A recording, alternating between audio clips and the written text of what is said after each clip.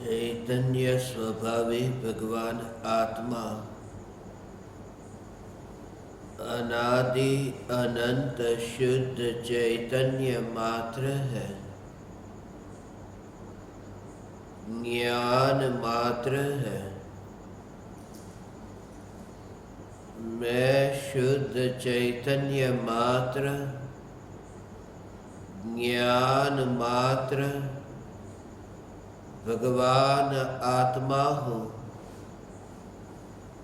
प्रति समय यह जागृति बनी रहे,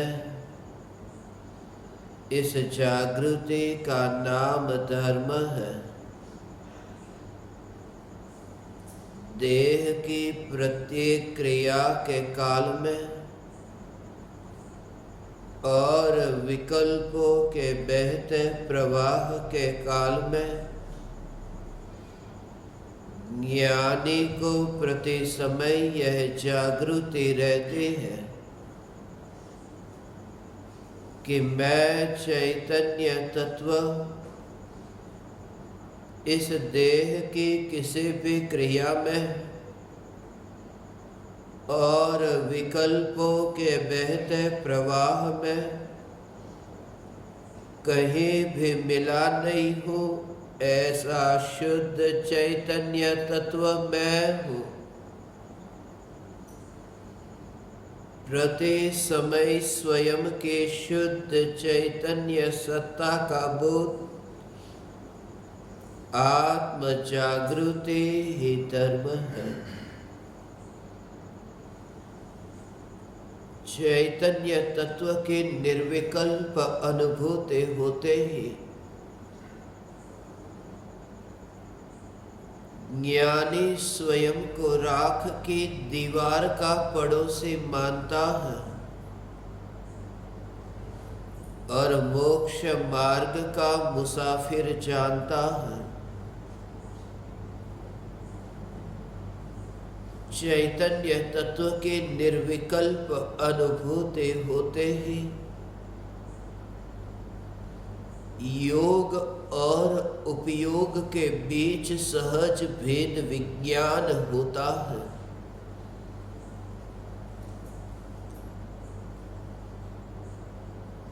यह राग की दीवार अनंत परमाणु जो वर्तमान में एक क्षेत्र पर बंधे हुए हैं। देह की क्रिया तो ऐसे होते हैं कि परमाणु बैर बिखेर होने को तैयार होते हैं और अंतर की परिणति समय समय पर ऐसे निर्मल होती है कि उपयोग आत्मा के साथ अभेद होता जाता है। निर्विकल्प अनुभूति का काल बढ़ता जाता है, परिणति की निर्मलता बढ़ती जाती है। आत्मा की अनुभूति होते ही अनंत ज्ञानियों से परिचय होता है, सत्पुरुषों से परिचय होता है।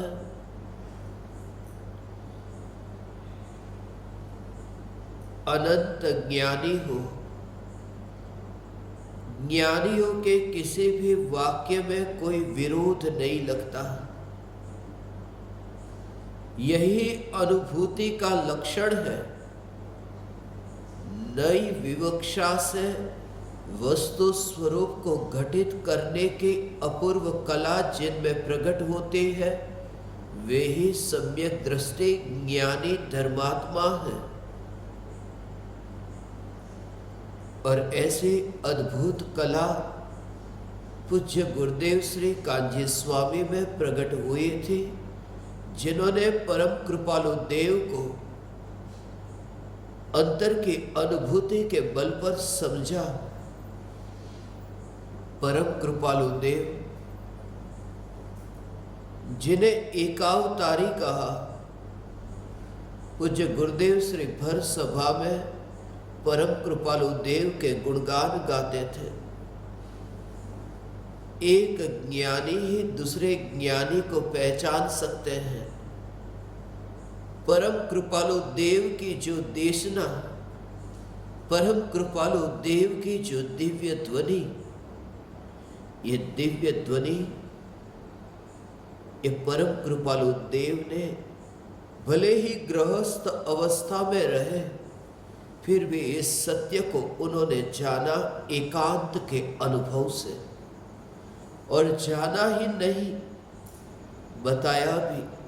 परम कृपालु देव ने स्वयं ने ये लिखा है कि गृहस्थ की कुटुंब रूपी कोठरी में, ये काल कोठरी कहा, परिवार जनों के संग में रहना ये काल कोठरी है।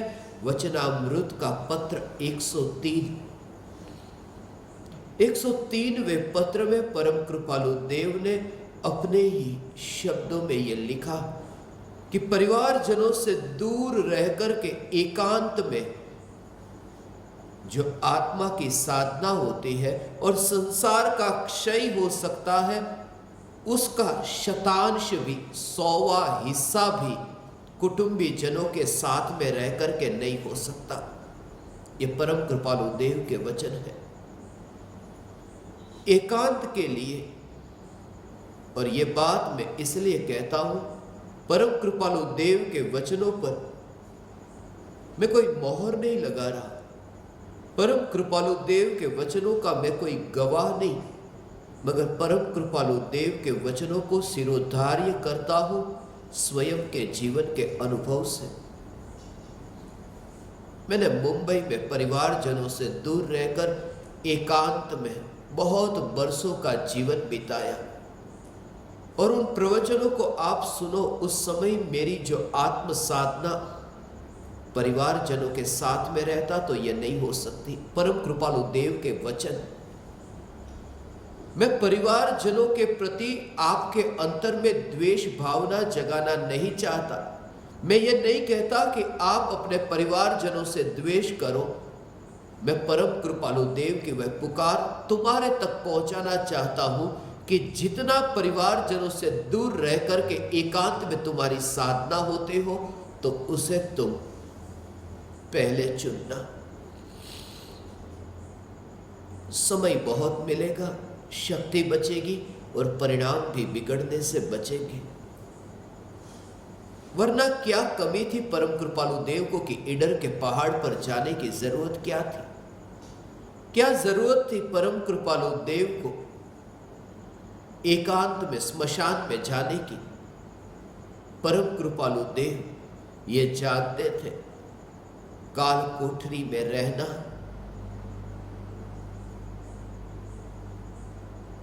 ये काजल जैसी काल कोठरी, एकांत में रहने में जो आत्म साधना होगी उसमें समय बहुत बचेगा, व्यर्थ की झंझट बचेगी।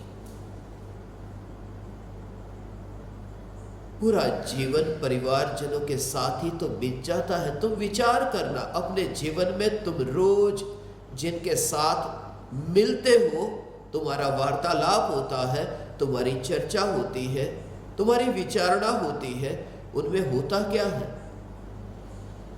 माता पिता के साथ रहो, बचपन उनके साथ बिताओ, ये जीवन बीता।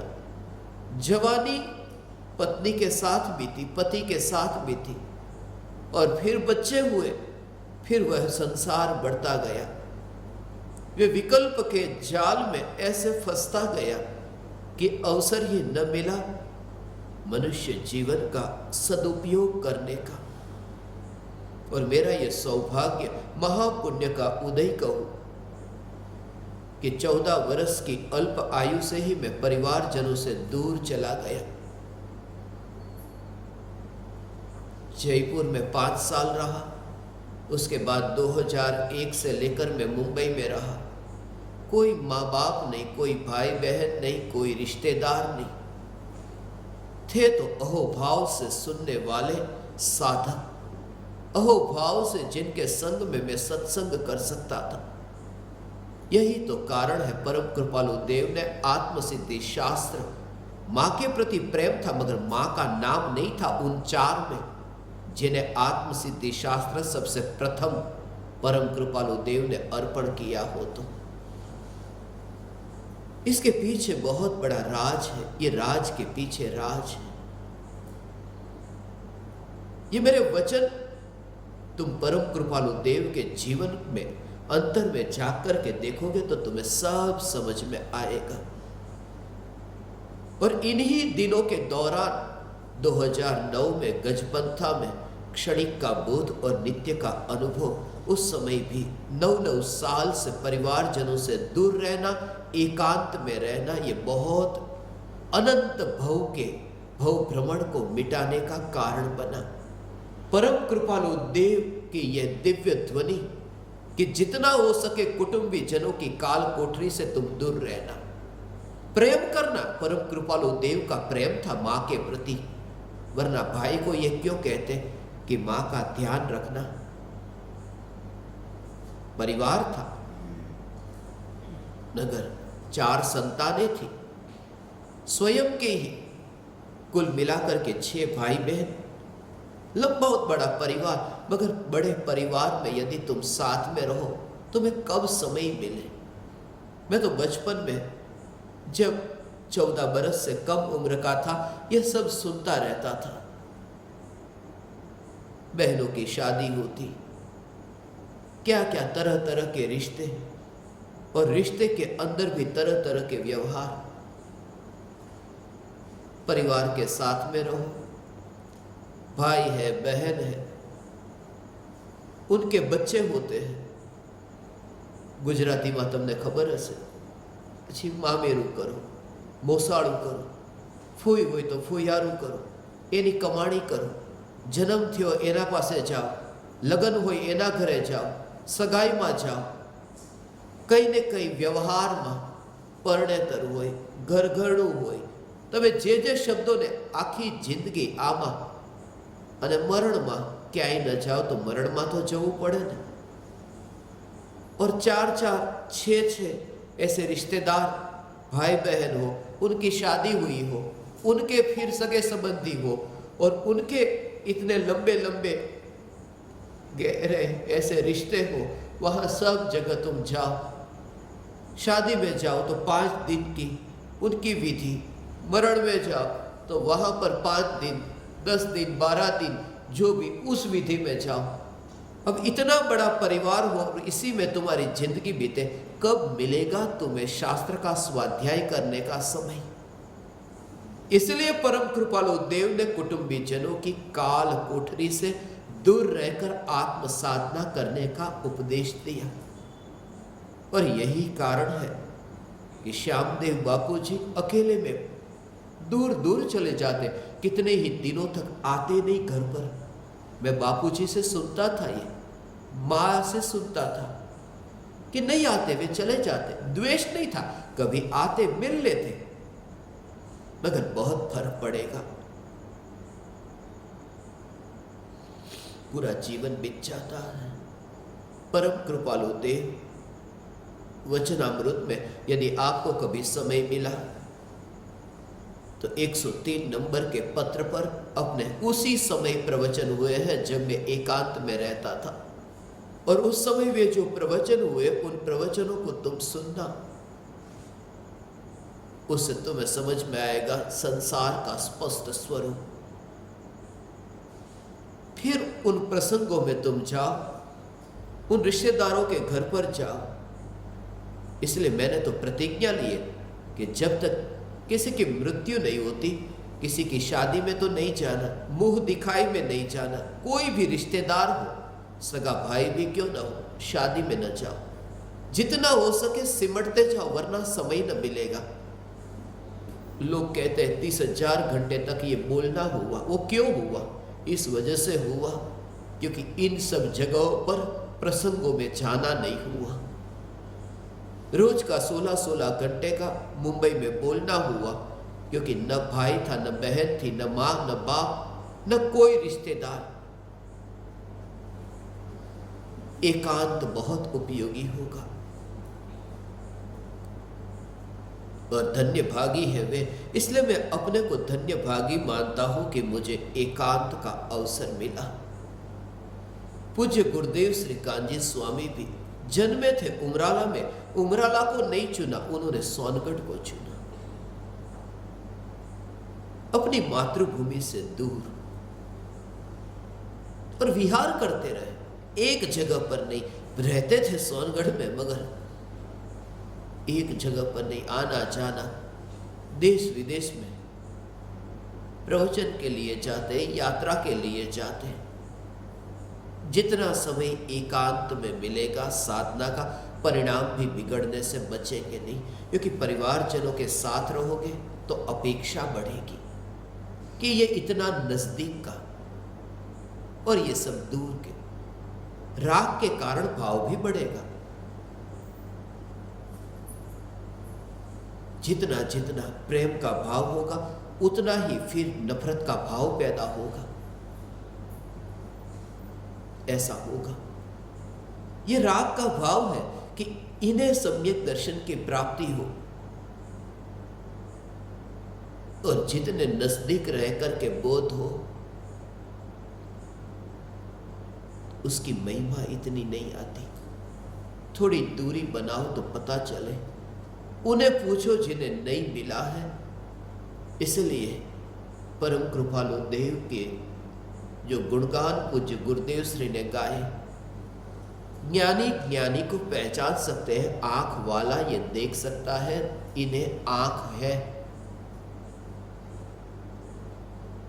परम कृपालु देव के गुणगान पूज्य गुरुदेव श्री ने ऐसे गाए थे।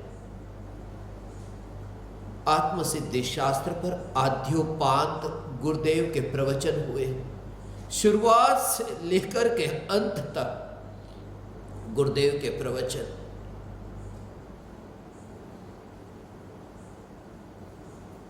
आत्मसिद्धि शास्त्र के प्रति गुरुदेव का बहुत प्रेम था। उन प्रवचनों को शास्त्र के रूप में भी अभी छपा गया है। आत्मसिद्धि शास्त्र प्रवचन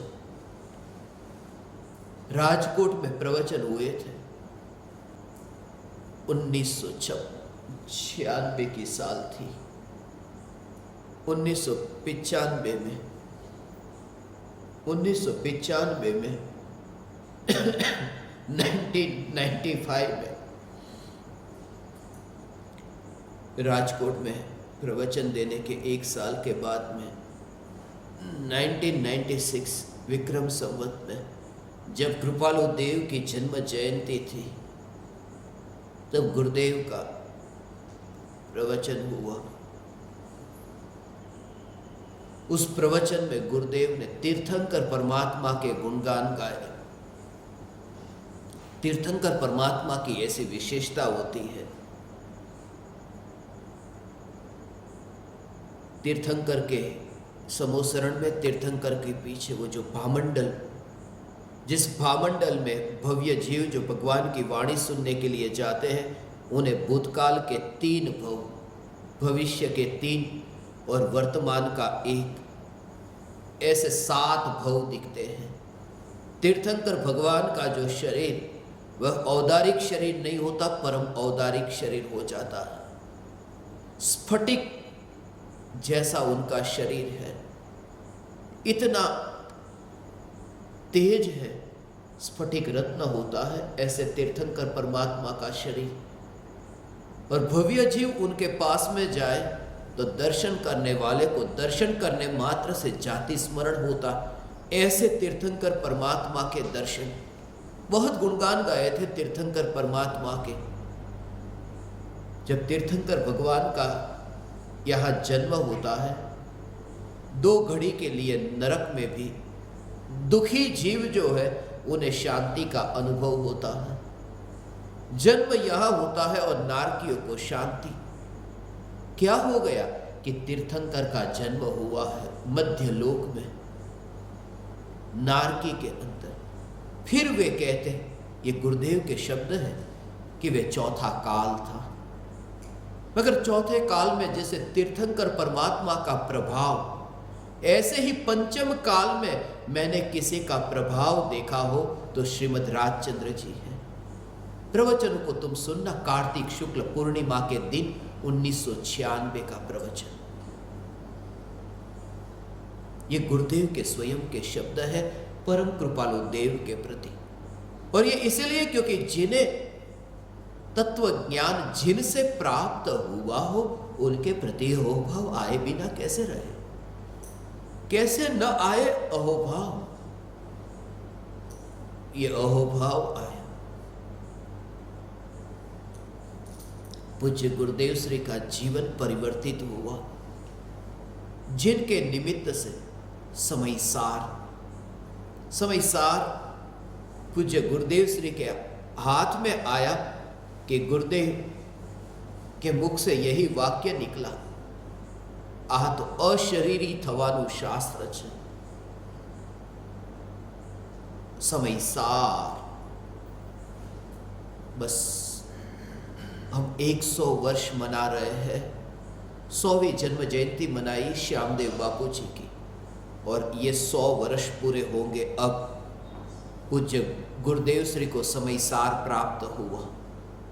100 वर्ष पहले हुआ था, 32 वर्ष की उम्र में गुरुदेव को समयसार मिला। ये 100 वर्ष पूरे हुए। समयसार कहां से मिल गया, कैसे मिल गया? ये तो सब जानते हैं कि समयसार से गुरुदेव का जीवन पलट गया, मगर ये कोई नहीं जानते कि समयसार जो मिला उसको छपाने के पीछे पूज्य गुरुदेव श्री को ये समयसार मिला, ये वाणी मिली, उसके पीछे परम कृपालु देव का हाथ था। परम कृपालु देव ने एक मंडल की स्थापना की थी। उस मंडल का नाम था परम श्रुत प्रभावक मंडल।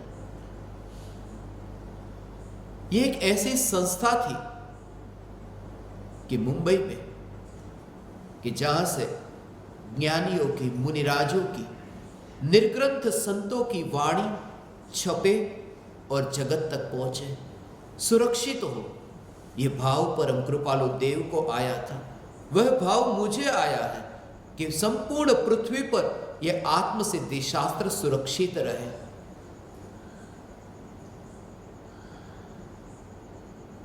परम श्रुत परम कृपालु देव का यह अत्यंत प्रिय शब्द था, परम श्रुत।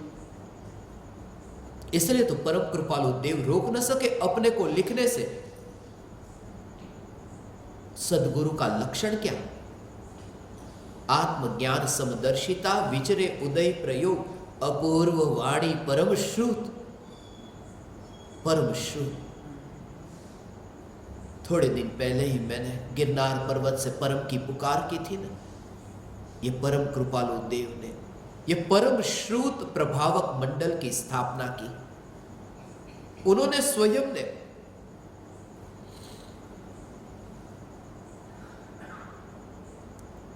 कि ये वाणी जगत के जीवों तक पहुंचे।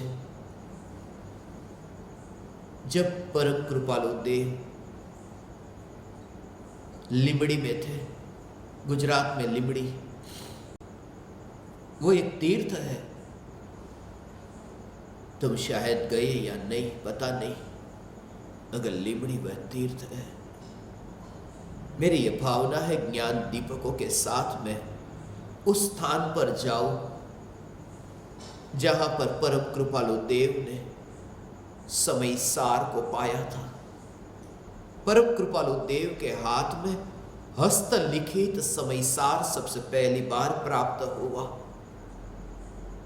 और जिस समय परम कृपालु देव को समयसार प्राप्त हुआ, वे प्राकृत और संस्कृत सीखने के लिए यूनिवर्सिटी में नहीं गए थे। फिर भी परम कृपालु देव को उन भाषाओं का बहुत अच्छा ज्ञान था। भाषा को सीखने के लिए यूनिवर्सिटी में जाना पड़ता है। यह तो एक अद्भुत लब्धि है कि बिना सीखे, बिना पढ़े उस भाषा को समझते हो।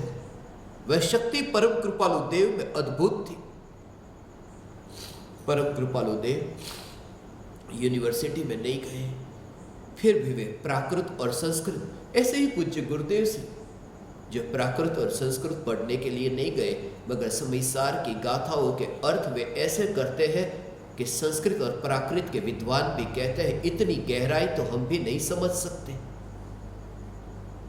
गहराई शब्दों में नहीं होती, गहराई भावों में होती है।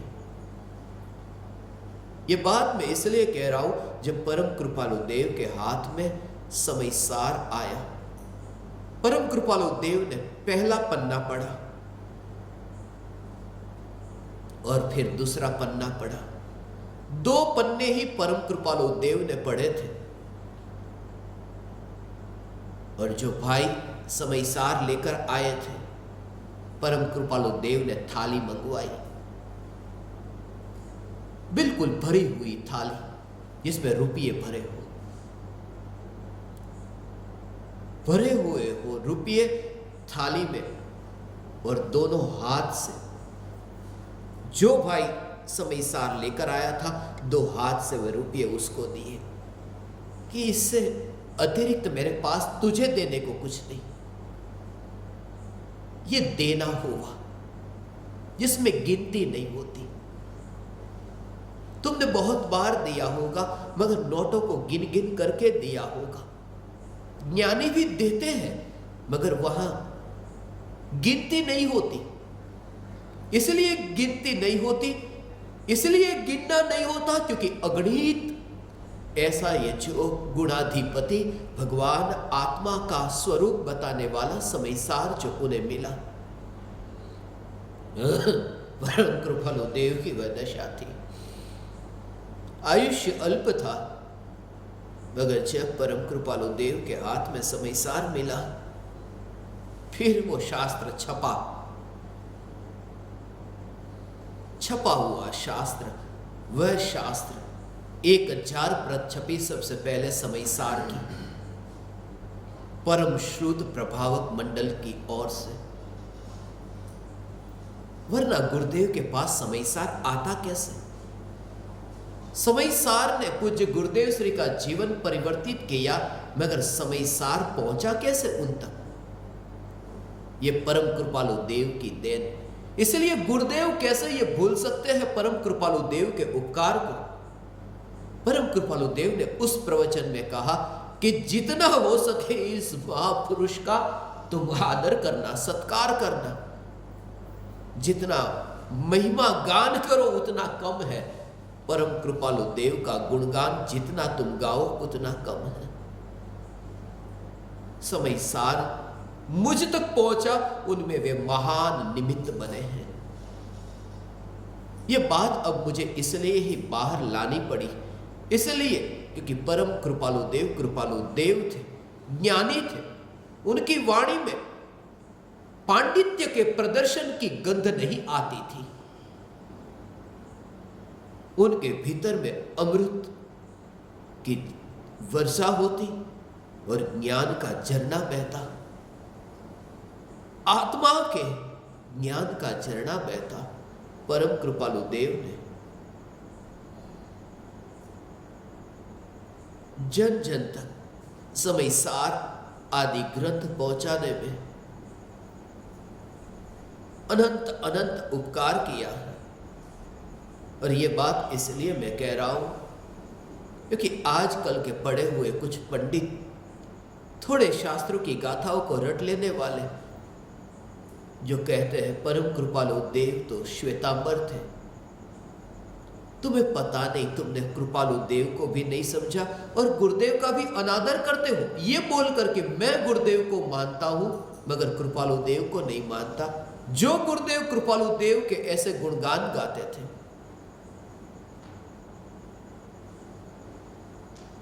इसलिए मैं मध्यस्थ हूं। इसलिए तो मैंने दोनों ओर, एक और परम कृपालु देव पूज्य गुरुदेव श्री, ये दोनों ओर इसलिए रखा। मैं एकांतवादी नहीं, और ज्ञान दीपकों को भी यही बोध दिया है कि तू भी एकांतवादी मत बनना। ऐसा है, बहुत कुछ कहना है। परम कृपालु देव को समयसार प्राप्त हुआ, फिर क्या क्या हुआ है।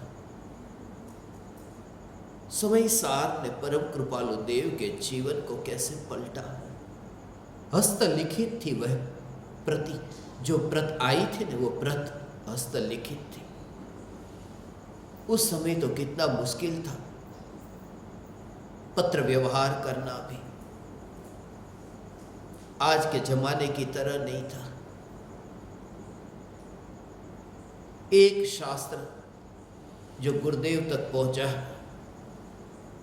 एक शास्त्र यदि इस पृथ्वी पर ऐसी क्रांति ला सकता है। पूज्य गुरुदेव श्री जब आत्मसिद्धि शास्त्र पर प्रवचन देते तो वे कहते हैं, जिन शासन की शोभा आज के इस युग में है, तो आत्मसिद्धि शास्त्र ने वह शोभा बढ़ाई। ये गुरुदेव के शब्द हैं, मैंने सुना है। ये बात मैं इसलिए कह रहा हूं कि जिसने आत्मा को पहचाना हो वही दूसरे को पहचान सकता है, जिन्होंने आत्मा को पहचाना, वरना यह संभव नहीं। पवित्र पुरुष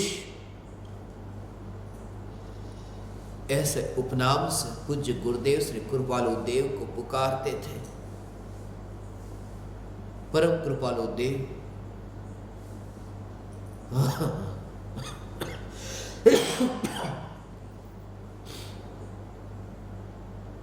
सत्पुरुषों का योग बल जगत का कल्याण करे।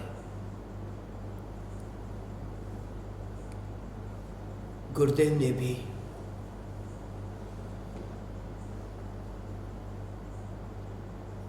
समय सार के गुणगान गाए। आचार्य कुंद कुंद देव, हे कुंद कुंद आदि आचार्य, ऐसे संबोधन किया है। कुंद कुंद आचार्य आदि समस्त आचार्यों को। आपके शास्त्र हम पामर पर अत्यंत उपकारी हुए हैं, ऐसा अहोभाव परम कृपालु देव ने व्यक्त किया आचार्य देवों के प्रति। पिताजी तो कृष्ण के भक्त थे, वैष्णव थे।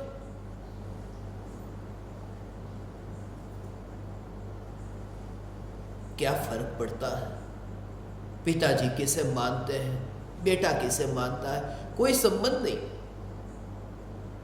कृष्ण भक्त, मगर फिर भी कर्म करते जा, कर्म करते जा, ऐसा परम कृपालु देव ने न कहा। पिताजी ने तो सुनाई होगी गीता, मगर कर्म करते जा ये न कहा। अंतर में डुबकी लगा, और डुबकी लगाएगा कि तू पाएगा वृत्ति वही निज भाव में थयो अकर्ता त्याय। तू करता ही नहीं रहता, किस कर्म का करता हो तू? कर्म करो, तुम कर्ता बनो, कर्म करो, तू करता ही नहीं रहता। जब कर्म न रहा तो करता कैसा? जहां कार्य न रहा, जहां अकार्य कारण स्वभावी ऐसा चैतन्य परमात्मा अनुभव में आया, फिर कौन करता और कौन कर्म?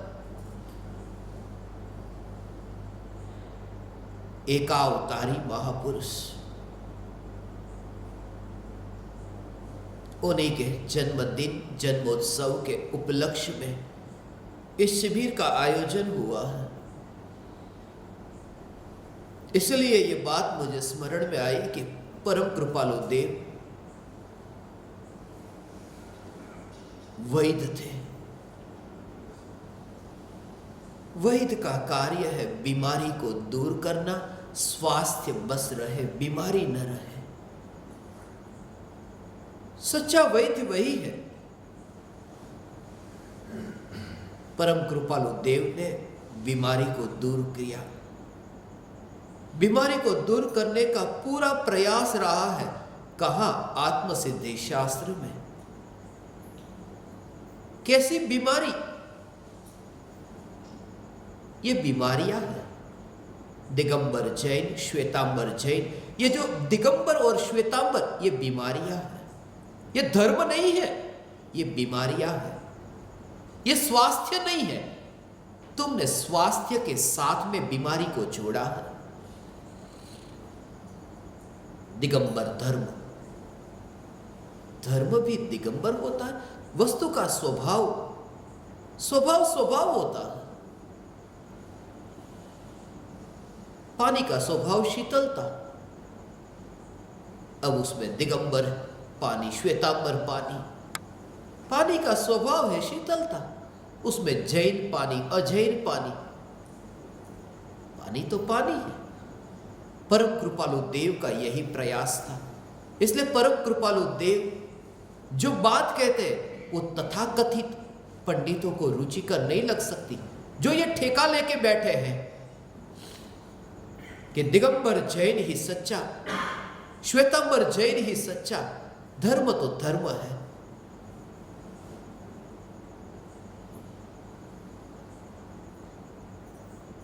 और परम कृपालु देव जन्म से माता पिता से ये समय सार मिला नहीं था ना। परंपरा से तो वैष्णव थे, मां जैन थी, पिताजी वैष्णव थे, कृष्ण के भक्त थे।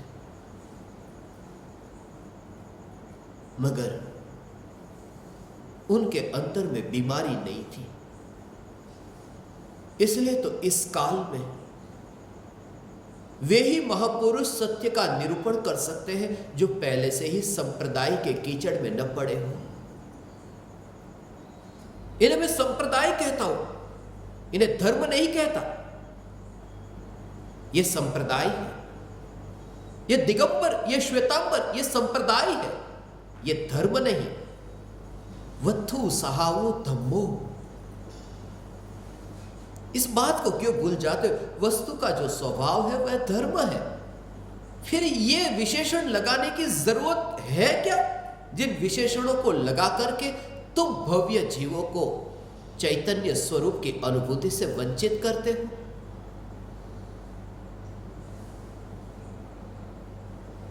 इसलिए परम कृपालु देव के पास में भीड़ इकट्ठी नहीं हुई। परम कृपालु देव के पास में भीड़ इकट्ठी नहीं हुई। सीधी सी बात है, सब्जी बेचने वालों के पास में भीड़ इकट्ठी होती है, हीरे बेचने वालों के पास में कोई विरले जाते हैं। परम कृपालु देव ने रत्न परोसा। अष्टमी चतुर्दशी को यह सब्जी मत खाना, ये नहीं परोसा। परम कृपालु देव ने चैतन्य रत्न परोसा। इसलिए तो भीड़ इकट्ठी नहीं होती। और इस सत्य को जब मैंने जाना तब मैंने भी यही निर्णय लिया।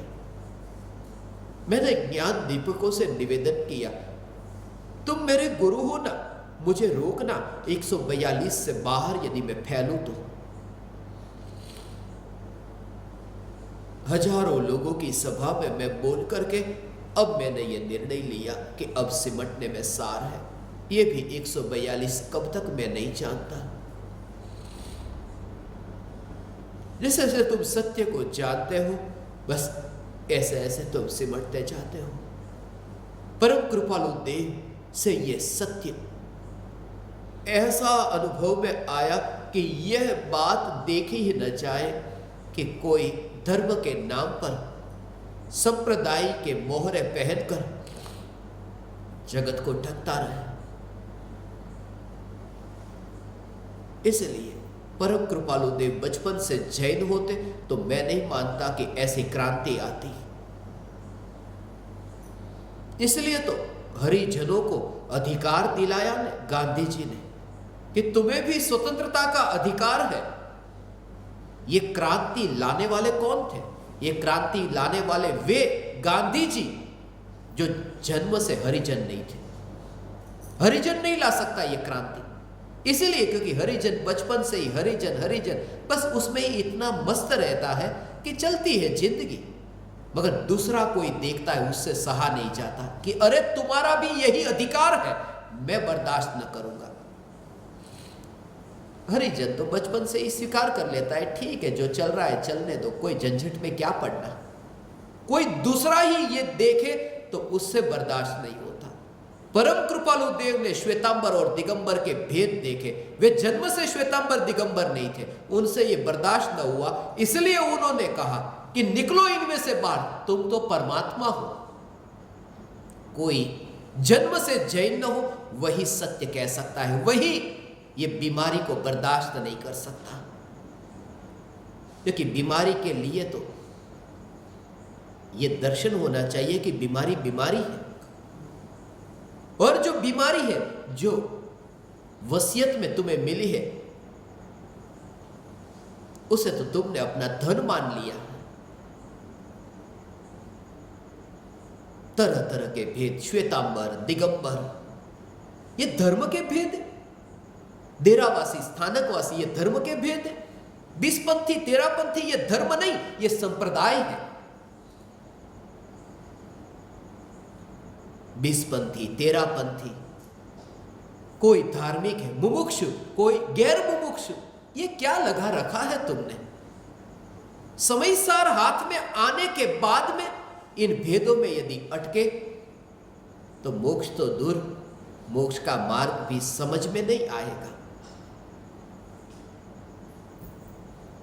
मैं सिर्फ इतना कहता हूं क्योंकि मैंने मृत्यु को देखा है, समय बहुत अल्प है, इसलिए मैं कहता हूं कि जाते जाते सत्य की पुकार क्यों न करो। कुछ देर के लिए कुछ लोग निंदा करें, टीका करें, टिप्पणी करें, मगर इतना निवेदन करूंगा, ये मेरा विनम्र निवेदन समझना, तुम्हारा अपमान नहीं, कि निकलना इन भेदों में से बाहर। परम कृपालु देव ने इन भेदों में से बाहर निकलकर ये उपदेश दिया कि ये मेरे स्वयं का अनुभव है। परम कृपालु देव का अनुभव वैसा अनुभव था। हे ज्ञान दीपक, बहुत कुछ कहना था परम कृपालु देव के जीवन के ऐसे अनजान, ऐसे रहस्य के बारे में। समय बहुत अल्प है। आप समस्त ज्ञान दीपकों ने मुझे अत्यंत विनयवान होकर सुना, मुझे सत्संग करने का अवसर दिया। मेरा इतना समय सत्संग में रहा। मैं आप परमात्माओं को मेरे हृदय के अंतःकरण से प्रणाम करता हूँ। मेरे प्रणाम स्वीकार करें।